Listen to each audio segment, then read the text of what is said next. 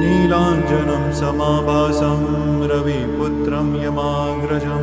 छायामार्तण्डसम्भूतं तं नमामि शनैश्चरम् नीलाञ्जनं समाभासं रविपुत्रं यमाग्रजं छायामार्तण्डसम्भूतं तं नमामि शनैश्चरम् नीलाञ्जनं समाभासं रविपुत्रं यमाग्रजं छायामार्तण्डसम्भूतं तं नमामि शनैश्चरम् नीलाञ्जनं समाभासं रविपुत्रं यमाग्रजं छायामार्तण्डसम्भूतं तं नमामि शनैश्चरम्